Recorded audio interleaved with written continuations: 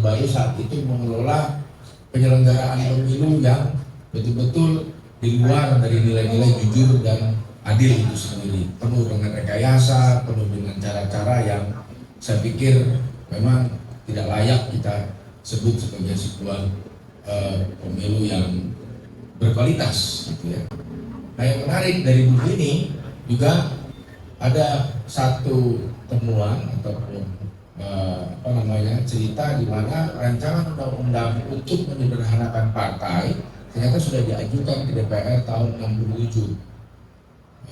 Jadi rencana untuk mendesain sebuah pemerintahan atau rejim yang otoriter itu sudah dilakukan dengan sangat detail, terencana, dan tampak konstitusional.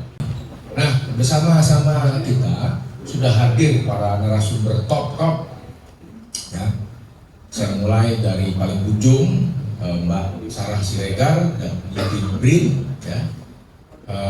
Kemudian Mas Hasto, sahabat saya Mas Hasto Kristianto, Sekjen PDI Perjuangan. Kemudian Pak Sudirman Said, Co-Kapten Timnas Amin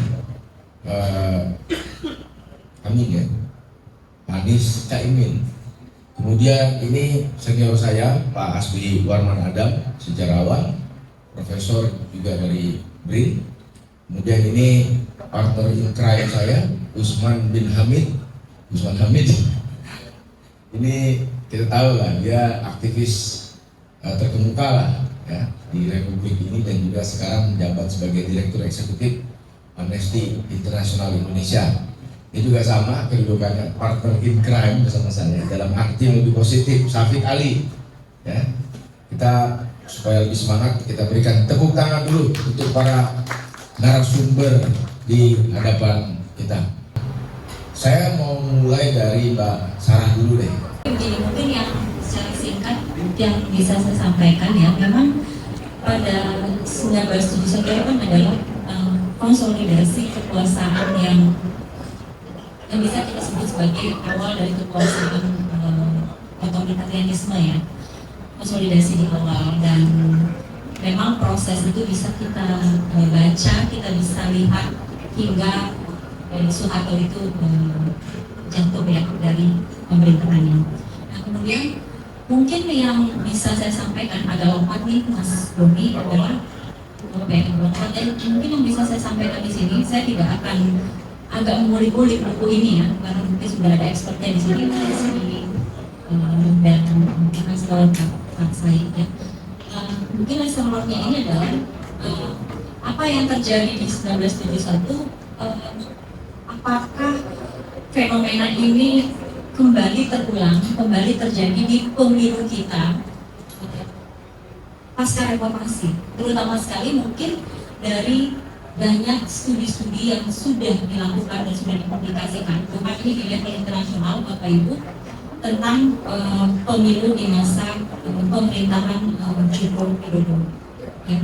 Jadi mungkin levelnya di situ adalah apa yang ditulis oleh pembuat di situ bisa ya, sebagaimana yang disampaikan oleh Mr. ahli Indonesianis tentang ahli Indonesianis dari negara lain, hal itu kembali terulang ya. mulai dari bagaimana dalam tanda kutip ya, penyimpangan itu terlihat di pemilu pada masa pemerintahan Joko Widodo. Kemudian Bapilu, dulu namanya Bapilu, panitia pemilu, wasit ikut bermain. Kita juga lihat sekarang yang terjadi dengan para kesaksian para pakar yang di MK. Kita melihat bahwa arah yang membedakan antara penyelenggara pemilu, kecuali DKPP yang masih menunjukkan suatu kredibilitas, tapi yang lain kita lihat menjadi bagian dari skenario abuse of power tersebut. Dan kemudian kalau kita lihat menuju pemilu 71, tadi kan dikatakan oleh Mas Usman Hamid, Bapak Harto perlu 18 bulan dibantu oleh operator-operator politiknya, khususnya Ali Murtopo kemudian Amir Mahmud yang dikenal sebagai bulldozer politik, dan juga Sujono Mukadjani, ini spiritualisnya dari Pak Harto. Nah, kalau Pak Jokowi kira-kira berapa bulan nih? Kan belum bisa menjawab.